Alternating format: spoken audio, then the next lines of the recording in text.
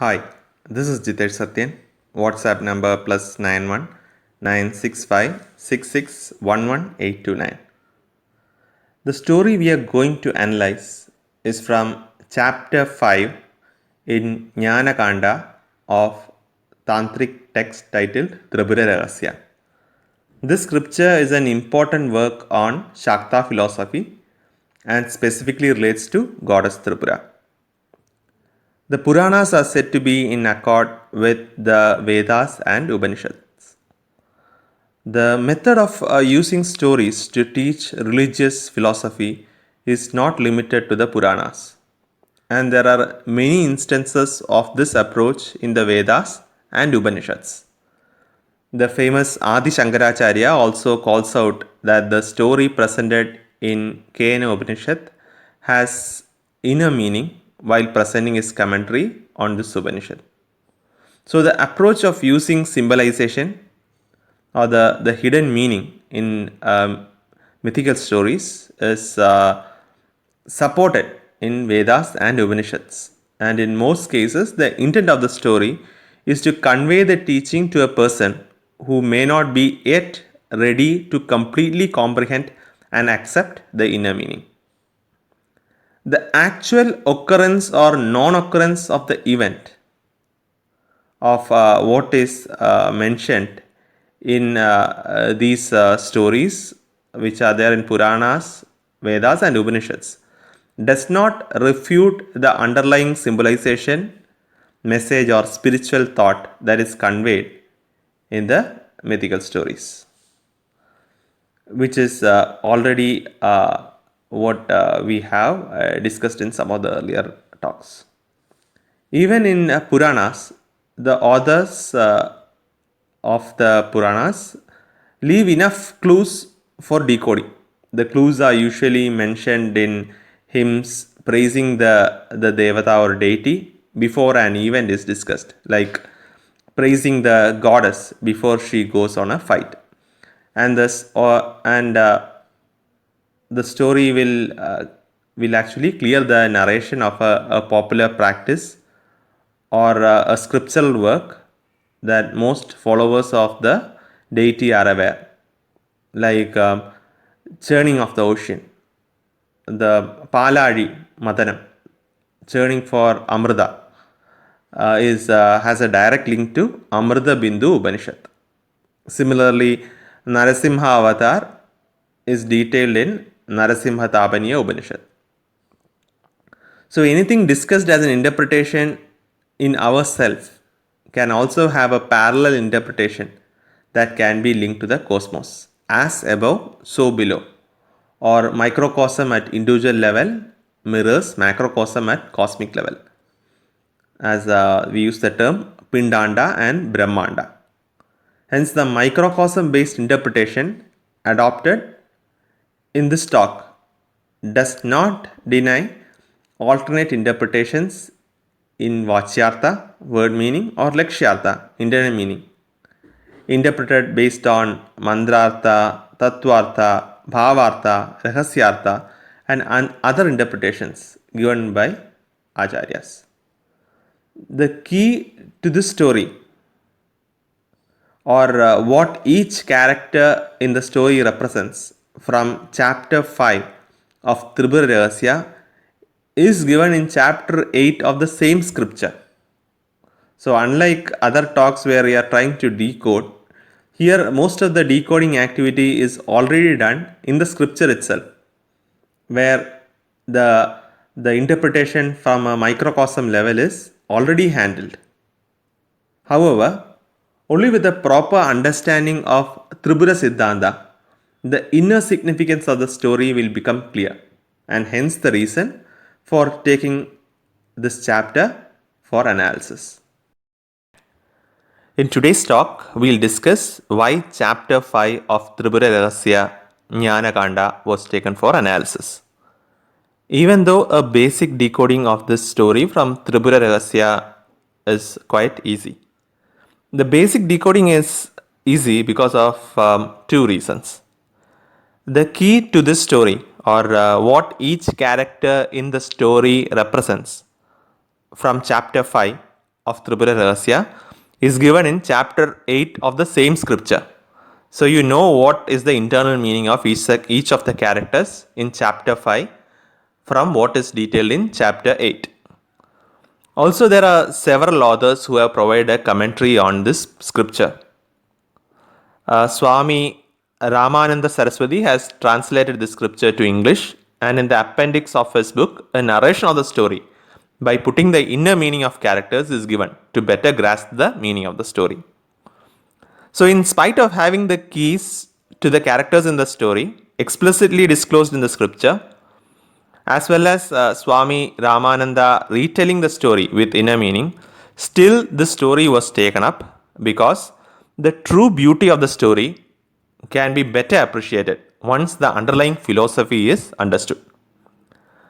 Let me give you an example of why I feel so. So, the key in chapter 8 of Tripura Rahasya and Swami Ramananda's description clarifies that the character Hemalekha refers to I as individual consciousness. Her mother is supreme consciousness. Her friend is intellect. Her friend's son, Astir, is the mind. And the wicked lady who is introduced in the story, named Shunya, is Avidya. Now, though this key is provided, a lot of questions will come up in the mind of the aspirant as he or she completes just the first few lines of the story, which details what each character means. Questions like, why is Avidya not the daughter of Supreme Consciousness if everything originates from it? Why is Avidya pointed out as a wicked lady, while I, the individual consciousness, is said to be, I, the individual consciousness, Hemalekha, is said to be the daughter of Supreme Consciousness, the mother? Other questions is like, why is intellect, Buddhi, taken as the first component that individual consciousness associates with as her friend? Then why is Astir, mind, considered son of intellect? And many other questions on why a specific character is related in a specific way to other characters in the story, and why they behave in a certain way. So, this classic story becomes clear only when the reader is familiar with the underlying philosophy. This story is a real classic to discuss Tantric philosophy. Even a basic understanding of Tantric philosophy will help the reader to decode and understand the hidden significance of many Tantric practices, and hence the reason this story was taken up for analysis. Let us start with analyzing the story. The first event in the story involves Parasurama approaching his teacher to enlighten him with wisdom on liberation, as many years of ritualistic practice is not giving him the knowledge of liberation. Okay, so Parasurama in Sanskrit means Rama with the axe. Parashu corresponds to axe. And Karta Viryarjuna in Sanskrit means relating to lustrous passion or energy. Karta Virya means relating to passion or energy, and Arjuna means silver, gold, or something lustrous. Axe has a specific significance in Hindu philosophy. So the reason why we are bringing up Arjuna, specifically Kartavirya Arjuna, is because of his association with Parasurama. As we see the mythology relating to Parasurama, where Parasurama kills Kartavirya Arjuna and a lot of generations of Kshatriyas. Okay, so we come back to the significance of axe in Hindu philosophy. So in Bhagavata Purana, in Prahlada's story, his teacher compares Prahlada to the handle of Vishnu's axe which will eliminate the asuras.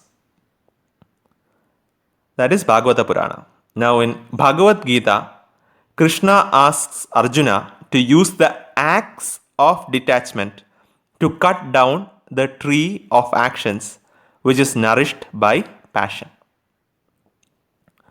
Another example from Bhagavata Purana, Devahuti asks her son named Kapila to teach her the knowledge for liberation with the words that she considers her son as the axe that cuts the tree of samsara for those who take refuge in him.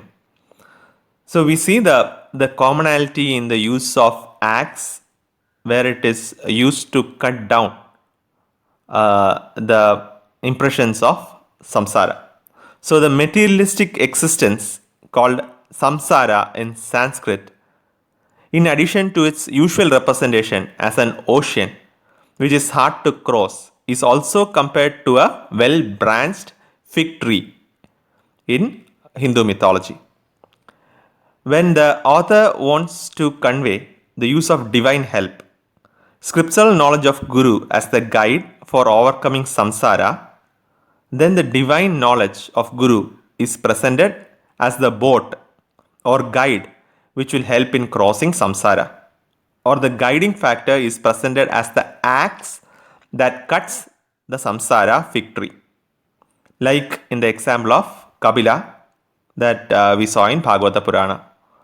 Also, when the author wants to convey an action the aspirant needs to take to overcome a common spiritual obstacle, then samsara is presented as the fig tree, and the action the aspirant has to take is symbolically presented as axe. Parasurama's axe has the same philosophical significance as the axe discussed in scriptures like Bhagavad Gita and Bhagavata Purana. So Bhagavad Gita example already shows how the fig tree with multiple branches is nourished in its roots by passion. So this is a direct association here. Karta Viryarjuna relates to lustrous passion, Virya, as in passion, symbolizing the root passion, and the entire tree represented as several generations of Kshatriya, which is brought down by Parasurama with his axe.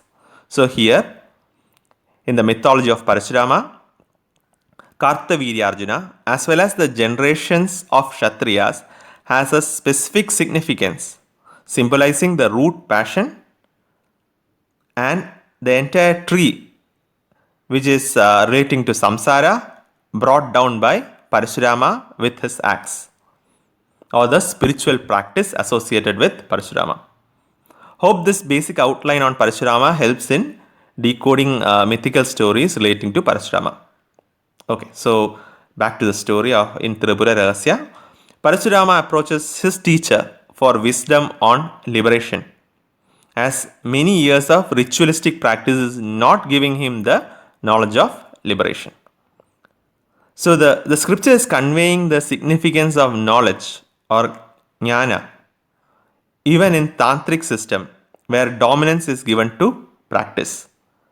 The Bahya Upasana or external worship only prepares the aspirant for jnana. Bahya Upasana or puja for jnana yogyada, or in order to get the eligibility for knowledge. Jnana yogyada prapti and not jnana. So the external ritualistic practice makes a person eligible for jnana yogyada prapti, and does not directly give jnana, as is given in the classic example of Parasurama himself. The tantric scripture is boldly stating that practice prepares the person for knowledge on moksha vidya. Some popular Shakta philosophers like Bhaskar Raya seems to hold the view that practice without knowledge is meaningless, comparing the practitioner to a donkey carrying sandalwood. And his views seem to rhyme with the famous Abhinavagupta as well, the author of Tantraloka, who also conveys the significance of knowledge for liberation in his tantric works. In Puranas, we find different levels of storytelling where a character in the story tells another story and the character in the second level story tells a story. This multi-level storytelling helps to clarify specific concepts on subsidiary associated topics without leaving the main theme in a story. A similar approach is used in Tripura Rahasya, where Parasurama approaches his teacher, who in turn narrates a story involving two characters called Hemachuda and Hemalekha. In chapter 5 that we are analyzing, Hemalekha narrates a story. So this is the story that is taken up.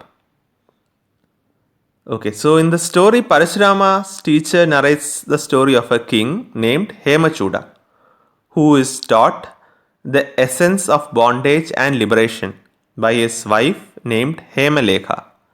The wife narrates a mythical story in which she is also a character and asks her husband to contemplate on the story to understand the meaning of bondage and liberation.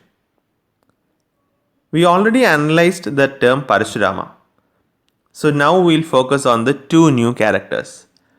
Parasurama's teacher narrates the story of King Hemachuda and his wife Hemalekha. Hema means beautiful or lustrous, shining like gold. Chuda is a Sanskrit term meaning hair at the top of the head. The hair in the head in Hindu customs is believed to be impressions of karma or actions. Hence, the practice of eliminating part of the hair of kids to symbolize removal of karmic impressions from previous life, and the act of removing complete hair in the head, shaving of the head of sannyasis who have renounced all attachments as a symbol of being free from karmic impressions. Lekha in Sanskrit means a streak to remove. So Hemalekha is the streak to remove Hemachuda. Hemalekha in the story represents the streak of knowledge that removes the karmic impressions that cause materialistic attachments, represented by Hemachuda. So the selection of names or the choice of names for the characters is identified by the name given to the characters itself. Next comes the story narrated by Hemalekha, who is a character in the story, narrated by Parasurama's teacher. Hemalekha narrating it with the intent of enlightening her husband Hemachuda. The lessons from which would be useful for Parasurama and application of the same from Tripura Rahasya's Jnana Kanda along with Tripura Rahasya Charya Kanda and Mahatmya Kanda will be useful for the aspirant. Similar to stories in the Puranas, the characters in this tantric scripture are also named to reflect the role or symbolic concept they represent. This ensures that the scripture is useful for an Uttama Adhikari, a Madhyama Adhikari and a Manda Adhikari, with different levels of depth getting revealed based on the level of maturity of the aspirant. Before we get into the details of the story narrated by Hemalekha, a basic understanding of creation from the perspective of Shakta philosophy is required. Even before that, it is important to note that there are different schools of thought in Shakta philosophy, not as clearly demarcated as Advaita Vedanta, Trika or Shaiva Siddhanta. Goddess Tripura is worshipped in the Srividya system of Shakta philosophy. Under Kaula Tantrism of Shakta philosophy, there are again different groups of Amnayas or revelations called Purvamnaya, Dakshinamnaya, Paschimamnaya, Uttaramnaya, Urthvamnaya, and Rahasyamnaya. Different acharyas from these schools of thought have commented on the text from various amnayas in dualistic, qualified monistic, and non-dualistic point of view. So let's look at some of the examples. So some schools of dualistic thought don't consider Shiva and Shakti as a tattva, because according to them, the moment the divine is perceived as a conceptual entity for creation, there is limitedness. So Shiva and Shakti, according to some schools, is not a tattva or a conceptual entity, as they are limitless. Many dualistic, qualified monistic, and non-dualistic schools refute this view. Some non-dualistic Shakta schools consider the world in waking state as experientially real and aligned with Advaita Vedanta view popularized by Adi Shankaracharya, which is one of the 6 major Vedic philosophies. Many Advaita Vedantins also wrote tantric works. Srividya, based on Samayachara Tantrism, became more acceptable to the mass as a result of Tripura Rahasya of Sri Gaudapada Acharya. These involved 3 tantric works: Srividya Ratna Sutra, Shakti Sutra, and Subhagodaya Stuti. His student Govinda further authored Jayadratha Yamala. Govinda's student Adi Shankara authored Saundarya Lahari, Prapancha Saratantra, Chindamani Stava, and many other tantric works. And Shankaracharya's student also wrote tantric works like Sambandha Deepika. So Gaudapada, Govinda, Bhagavad-pada, Shankaracharya were all Advaita Vedantins. There are many non-dualistic Shakta schools who consider the world to be real, similar to Para-Advaita in Kashmir Shaivism. Some other difference. So we discussed about how the world is perceived. We discussed about how Shiva and Shakti as tattvas or beyond tattvas are looked into. So Maya is considered as illusionary by one school of thought and is considered as real, conceptual entity by some other schools. Within some schools who consider Maya as real, some are of the opinion that Maya cannot be pure and impure at the same time. So even when some schools accept Maya as real, there are again debates in terms of how to identify Maya or how to classify Maya.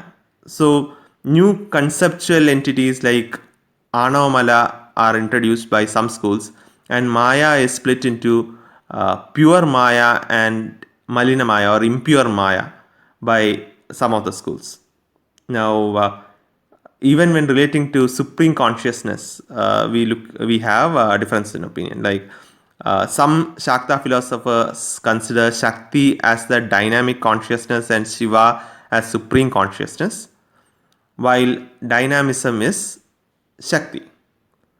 Some Shakta philosophers who want to represent Shakti as the supreme consciousness reverse the role of Shiva and Shakti while expressing the creation cycle.